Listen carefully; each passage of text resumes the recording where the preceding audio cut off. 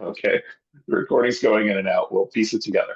Um, you know, can you tell me what's under the anger? What are the feelings that are really causing you pain right now? We take our mask off and leave it off. Says I've used the masks for so long. Um, I struggle to believe that being authentic and honest could lead to anything but pain. Guess what?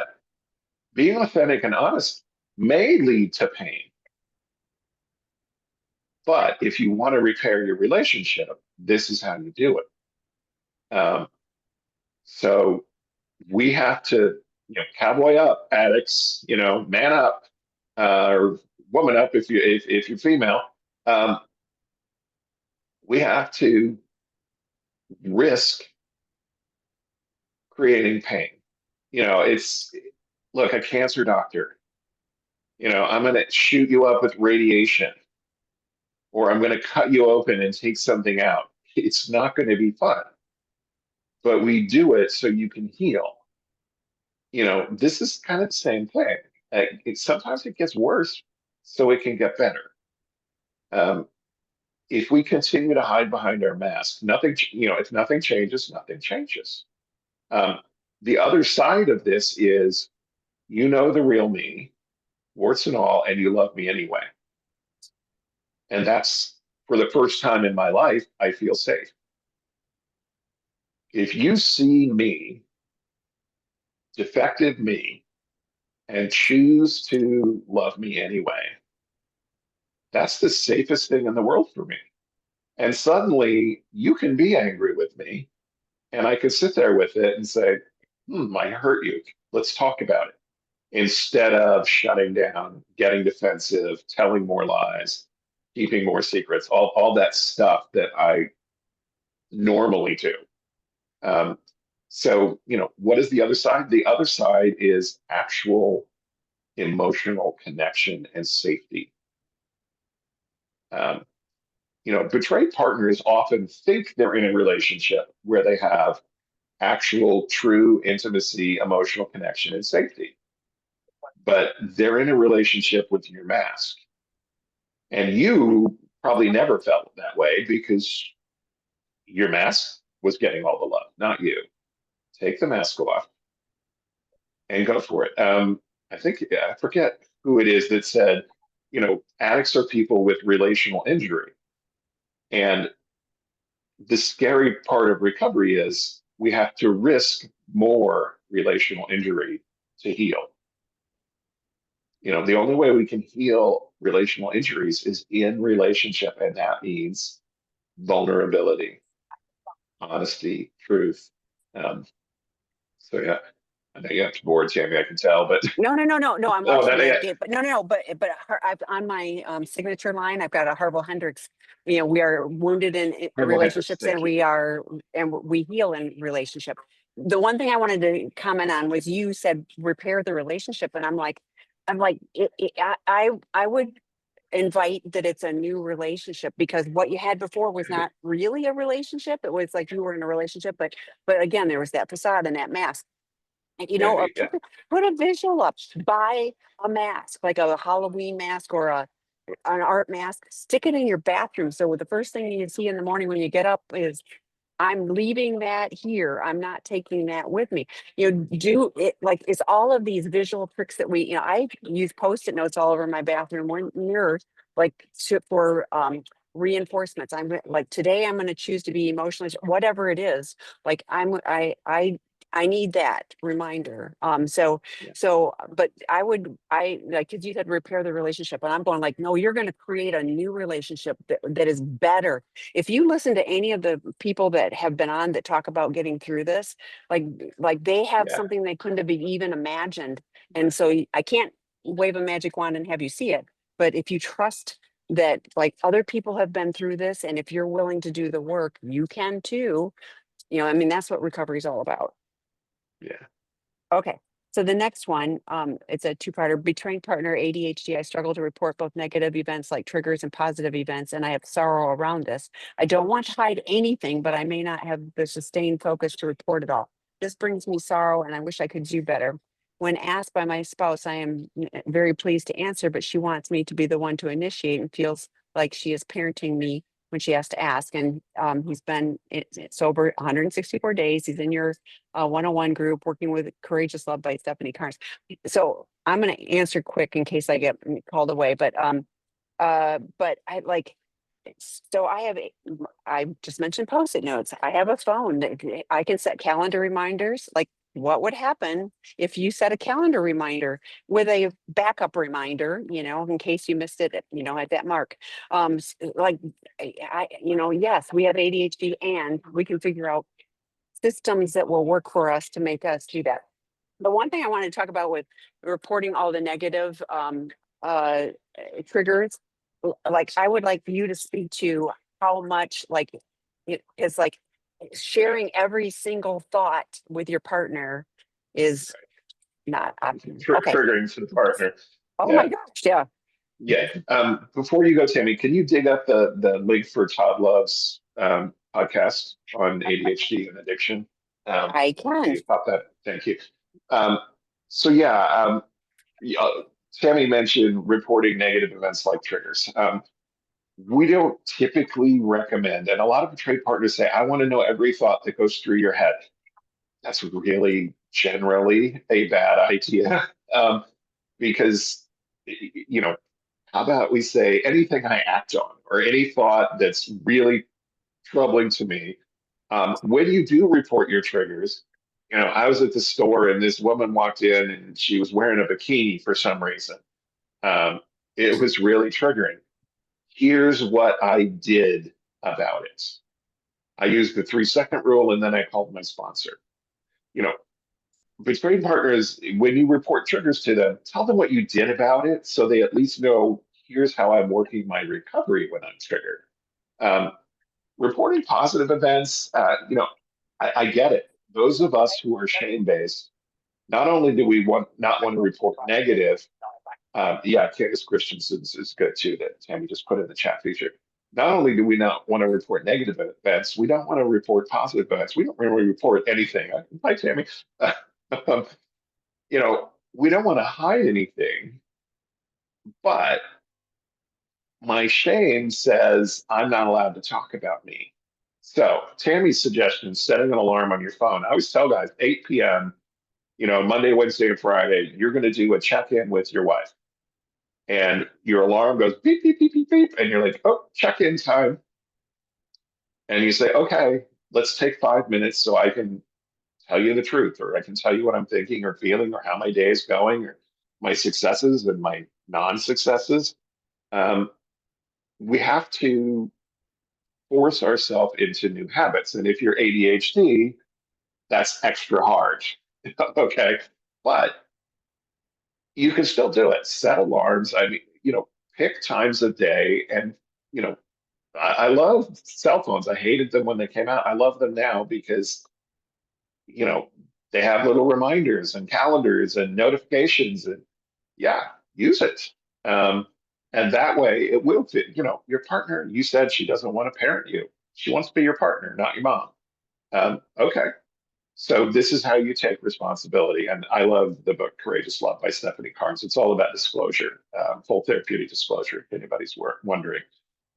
So, and I will see you in our next class. um, Betrayed partner. Curious if the work groups meet at a certain time. If unable to attend meetings in person, is there still something that can be done? Also, do any of Seeking Integrity's therapists work with clients in Florida? Thank you. Online work groups, we tend to mix them up. Some meet in the mornings, some meet in the evenings. I'm willing to teach some Saturday groups. One of my colleagues sometimes does a Sunday group because, people work, things like that. Um, so check out the Betrayed Partner or the work groups link that Tammy provided. Um, I don't think any of us are licensed in Florida, but we can do online support sessions. So if you go to the seekingintegrity.com website, I think most of you probably logged into this through the Sex and Relationship Healing website. If you go to the seekingintegrity.com website, you'll see a big thing that says support sessions. You can schedule support sessions with some of us and do individual support, but licensing issues, you can only practice in the state where you're licensed, so there's support sessions. It won't be therapy.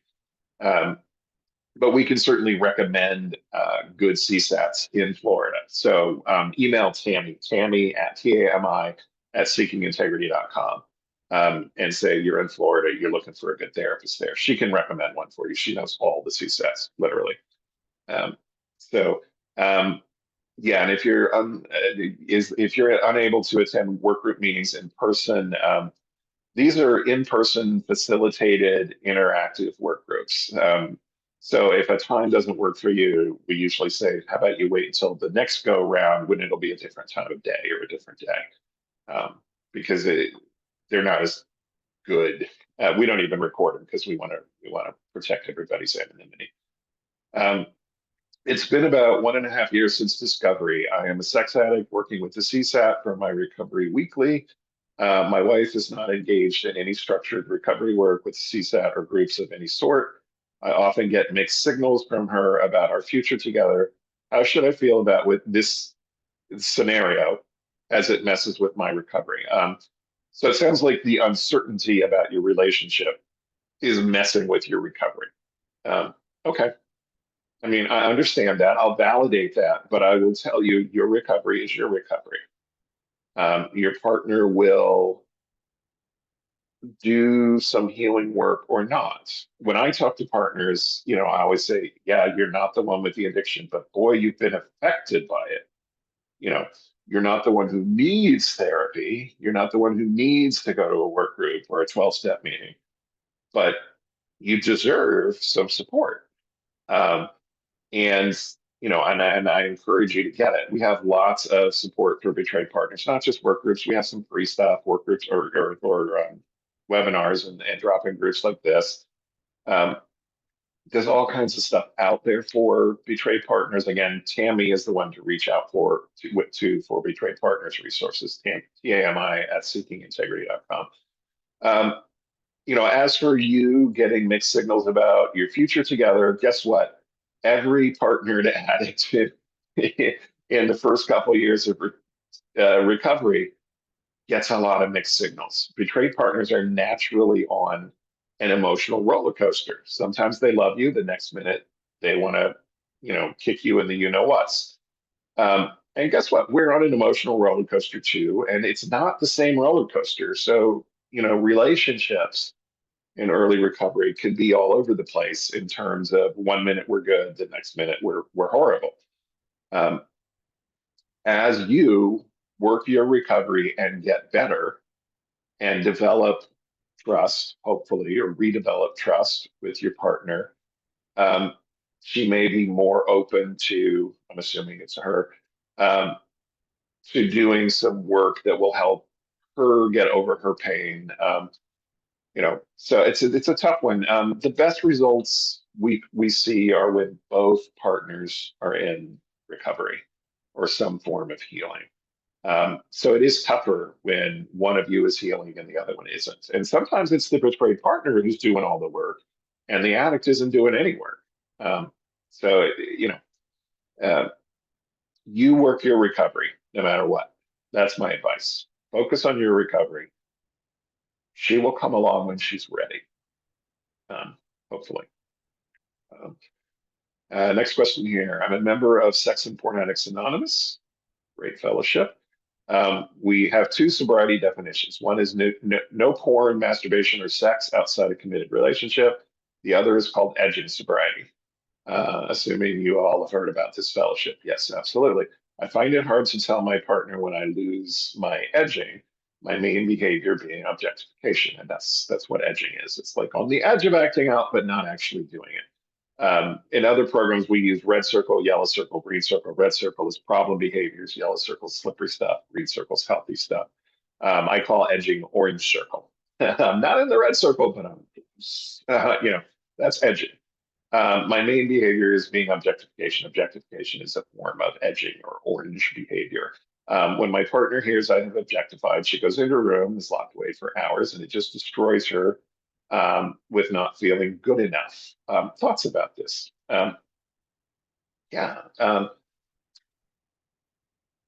often betrayed partners, if you're spending sexual or romantic energy, even through fantasy, on someone other than them, it's hurtful. It's just hurtful. And if you've been a heavy porn user, they think I'm right here. You know, why are you needing to look at other women? Sometimes they will blame themselves. Oh, I put on 10 pounds. You don't find me attractive anymore, or I'm not good enough in bed, or I'm a nag, or they blame themselves, which is total crap. And you know that, and I know that, but sometimes they don't. Um, there's nothing they do that causes our addiction. There's nothing they don't do that causes our addiction.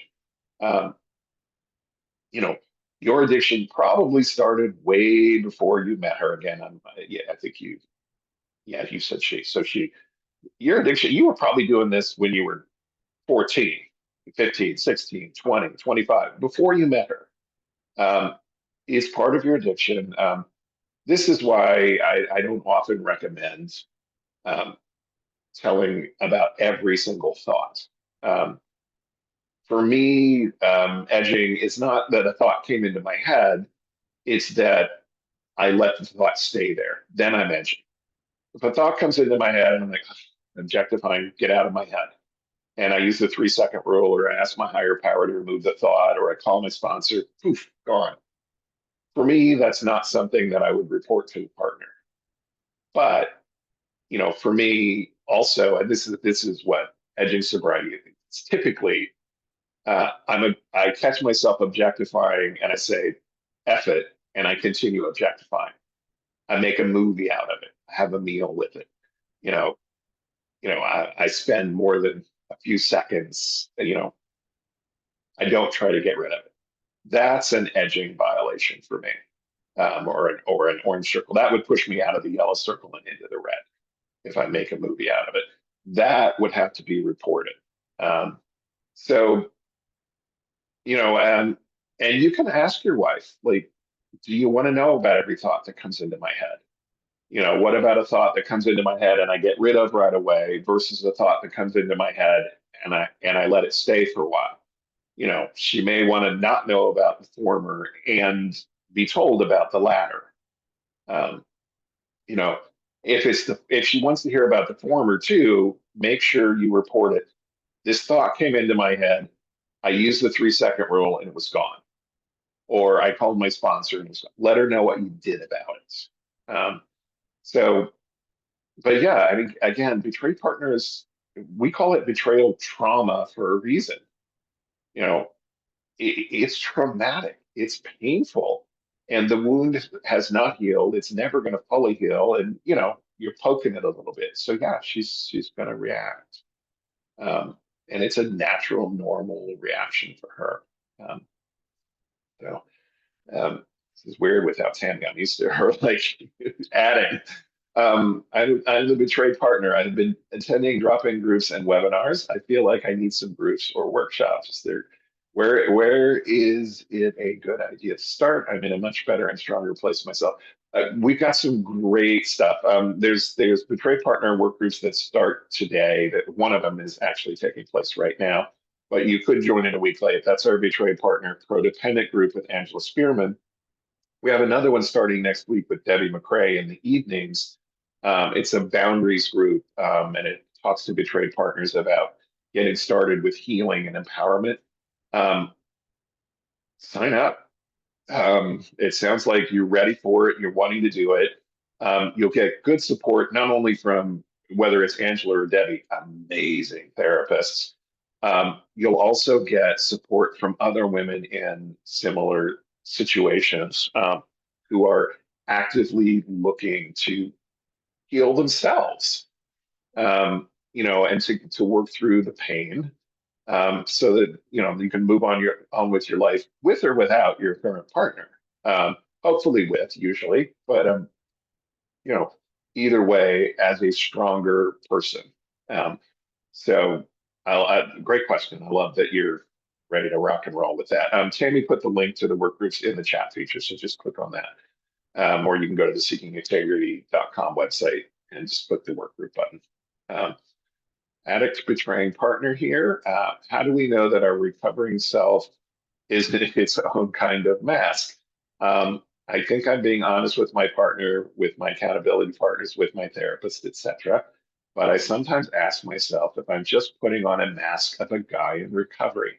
How can I know the difference? Oh, what an awesome question. Um, and you know, self-knowledge, developing self-knowledge is part of recovery. Um, how can I know if I'm just masking up with a different mask or whether I'm actually getting to my real self? Okay, you talk about it, you ask people, you reality check it. And if you are in 12-step recovery, work the steps. I have another book called Life Anonymous written with Kristen Snowden. It talks about the 12 steps. We're addicts, and it also talks about how betrayed partners can benefit. Uh, if you work the steps, you will peel away a lot of the BS. Um, Therapy will help you peel away a lot of the BS, but we're really good at pretending to be someone else. You know, we're really good at pretending to be the person that we think other people want us to be. So this is a legit fear. Maybe I'm just putting on a new mask. And you know what? Maybe you are, but at least it's a different mask. um, but yeah, it's step 4, searching and fearless moral inventory. Steps 8 and 9, making amends. Things like this, they will really peel away the layers. Um, and it will take a while. It probably took me, I'm probably still peeling away some of the layers, but it took me a good year and a half to 2 years to really, I think, get close to who I really am, my core self in recovery. Um, so if you've got a little bit of a mask on still, that's probably normal. But keep looking at it. Keep asking yourself, is this me or is this guy in recovery? So, cool question. Okay. Scott, as someone who struggled with addiction and, as you said, continued to struggle with lying for a long time, what did you find most helpful in overcoming this pattern? Was there a moment, a point where you just decided to never go back to lying? Another good question. Um, this was not like flip a switch and I'm done lying. Sorry. I wish it had been that. It was, you know, I work on character defects. I continue to work the steps 6 and 7, since I just mentioned the steps, character defects, getting rid of them. Um, the way I work on character defects is I pick one. Okay, let's say this month and I work on it for a month, so it's lying for this month. Um, I do 3 affirmations. I tell the truth no matter what. I no longer tell lies. If I lie or keep a secret, I fix it quickly. You know, those would be my 3 affirmations.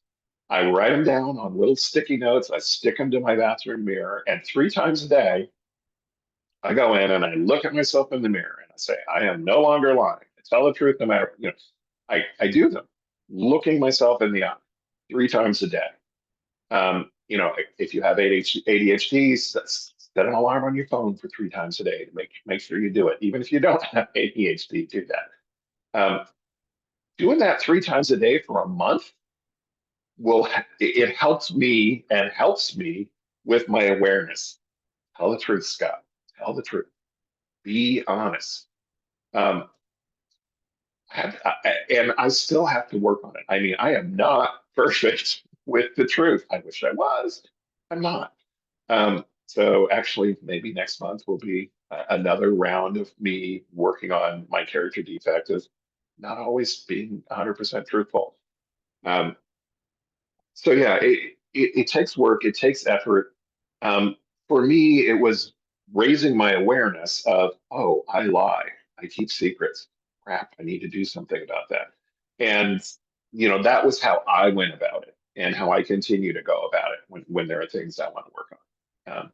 But there are other methods that, share about it in a 12-step meeting, get some advice from people, share about it in your therapy group, get some advice. Other people may have great ideas, but that's what works for me. Um, all right, this will be our last one. Please, Scott, let's get real and stop sugarcoating the reason, the excuse behind ongoing deception. Blaming it all on shame is a total cop out.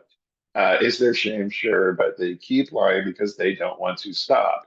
Um, that's why they don't drag themselves into the rooms until they get caught. Dr. Rob talks about it in Out of the Doghouse. Sex addicts and partners and porn addicts that still have a partner at home know their betrayed partner would have left already if the behavior was that devastatingly shameful. Let's talk about willingness, please. Okay, you have a point here. Um, three things we need to recover: honesty, open mindedness, and willingness. So I will stick to shame as the root of lies and secrets. It is. And you can disagree with that, and you know, fine. But I believe shame is the root of lies and secrets. Um, Lying becomes a habit. Lying becomes ingrained. Um, and you're right, they don't want to stop. Addicts don't want to stop lying because if I stop lying and if I stop keeping secrets, then I have to tell the truth, and the truth may cause me pain. And that's what we're talking about here. I have to be willing to risk some pain as an addict by telling the truth. If I'm not willing to do that, nothing is going to change. So what you're typing in here is 100% correct. Um, I don't know that I'm sugarcoating it, but if it sounded like I was sugarcoating, I apologize. But I will stick to the root of lies and secrets is shame. Um, in conjunction with doing the work of I'm not going to lie anymore, I'm not going to lie anymore, I'm not going to lie anymore, becoming willing, and then actually putting that into practice. Addicts do need what I call second level recovery. Um, first level recovery, stop the behavior, stop the lying, develop some healthy coping mechanisms. Second level recovery, work on my underlying issues, work on my shame, work on my communication skills, work on some other things, but working on shame and childhood trauma and that stuff is a longer term part of addiction recovery. Um, and I think most people need to do it to stay fully sober. But it does start with willingness. There has to be a willingness to stop the behavior, stop the lying, stop hurting my partner. So yeah, and when guys are not willing, guys don't change. You're 100% right. I hope the addict in your life is showing some willingness. If not, that's going to be painful for you. Okay, there's questions left. Yeah, there's way too many to keep going. So we're out of time. We have to stop. Thank you, everybody, for being here. Um, have a great rest of the week, and I'll get this posted if anybody wants to revisit it. Um, have a great day. Thank you all for being here.